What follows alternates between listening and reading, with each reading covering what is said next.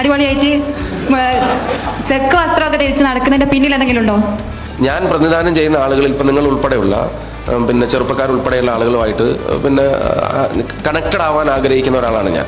അപ്പം വസ്ത്രം തിരഞ്ഞെടുക്കുന്നതിന് പിന്നിലെ പ്രധാനപ്പെട്ട രണ്ട് കാര്യം നേരത്തെ സൂചിപ്പിച്ചതിൽ ഒന്ന് നമ്മുടെ ഇഷ്ടങ്ങളും കൺവീനിയൻസും, പിന്നെ അത് നമ്മളൊരു പർപ്പസിന് വേണ്ടിയാണെങ്കിൽ അതുമാണ്.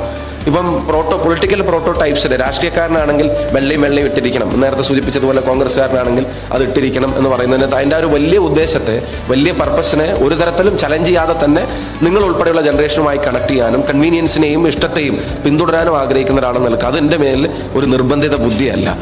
എനിക്ക് നല്ല വസ്ത്രങ്ങൾ അണിയാൻ ആഗ്രഹമുള്ള ഒരാളാണ്. എനിക്ക് എനിക്ക് ചേരുന്ന പറ്റാവുന്നതൊക്കെ പിന്നെ ഞാൻ അണിയാറുണ്ട്. അപ്പം ഞാൻ ഇപ്പോൾ കഴിഞ്ഞ ദിവസം പിന്നെ പുറത്തു പോയപ്പോൾ എൻ്റെ അനിയൻ പിന്നെ അപ്പടെ വന്നിട്ട് ഞാൻ ഈ പറഞ്ഞ പോലെ ഇങ്ങനത്തെ ഡ്രസ്സൊക്കെ ഇട്ടിട്ട് ഇപ്പം നടക്കുന്നത്, ഈ പറഞ്ഞ പോലെ ഇത് ചെറുപ്പമായിട്ട് നടക്കുകയെന്ന് എൻ്റെ വിചാരം. അപ്പോൾ അവൻ എന്നോട് പറയുന്നത് ഷാഫിക്കൊക്കെ ഔട്ട്ഡേറ്റഡായി, പിന്നെ ഇതൊന്നുമല്ല, ഇങ്ങനത്തെ ഷർട്ടും പാൻറ്റൊന്നും അല്ല ഇപ്പോൾ ഇടുക, ഇതെന്തൊരു ടൈറ്റുള്ള സാധനമൊക്കെ ഇട്ടിട്ട് ഇപ്പോൾ ലൂസ് ഫിറ്റിൻ്റെ കാലമാണ്, അതിലേക്കൊക്കെ ഒന്ന് മാറണം, ഇപ്പോൾ ഫ്ലോറലിൻ്റെയും പ്രിൻറ്റിൻ്റെയൊക്കെ കാലമാണ്, ഷാഫിക്ക് ഇങ്ങനെ കള്ളിയും കുപ്പായും സാധനമൊക്കെ ഇട്ടിട്ട് വരയൊക്കെ ഇട്ടിട്ട് ഇതൊക്കെ ഒന്നും മാറ്റാറായില്ല, ചെറുപ്പക്കാരെ ഒന്നും ശ്രദ്ധിക്കുന്നില്ലേ.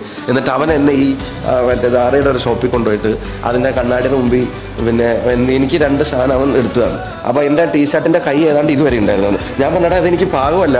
അപ്പോൾ അവൻ പറഞ്ഞു നിങ്ങൾക്ക് വിവരമില്ലാന്ന് ഇതാ പറഞ്ഞത്, അതാണ് ലൂസ് ഫിറ്റ് എന്ന് പറയുന്നത്.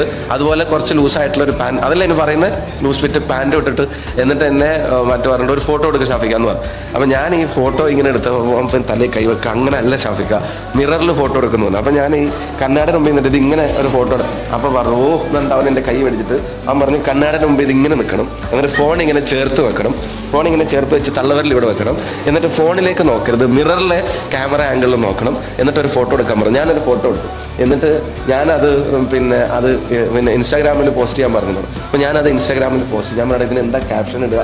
അപ്പോൾ ക്യാപ്ഷൻ ഒന്നും ഇടണ്ട, ഒരു ഹാഷ് ഇട്ടിട്ട് ഫിറ്റ് ചെക്ക് ഇടാൻ വേണ്ടി പറഞ്ഞു. ഞാൻ ചോദിച്ചു അത് എന്തിനാ ഇടുന്നെന്ന് വെച്ചു.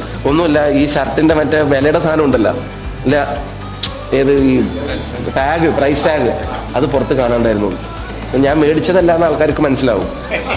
അപ്പോൾ അവിടെ ഡ്രസ്സിംഗ് റൂമിൽ നിന്ന് എടുത്ത ഫോട്ടോ ആണ്. അപ്പോൾ അത് മനസ്സിലാവുന്ന ആളുകളാണുള്ളത്. അപ്പോൾ അവർക്ക് മനസ്സിലാവാൻ വേണ്ടി തന്നെ സത്യം തുറന്ന് പറയാം, അത് ഫിറ്റ് ചെക്ക് ചെയ്താണ് എന്ന് പറഞ്ഞിട്ട് ഫിറ്റ് ചെക്ക് എന്ന് പറഞ്ഞിട്ട് ഇത് ഇടാൻ പറഞ്ഞു. ഞാൻ അത് ഇട്ട് എനിക്ക് 2 ലക്ഷം ലൈക്കാണ് ഇൻസ്റ്റാഗ്രാമിൽ ആൾക്കാർ അതിനകത്ത് വന്നത്.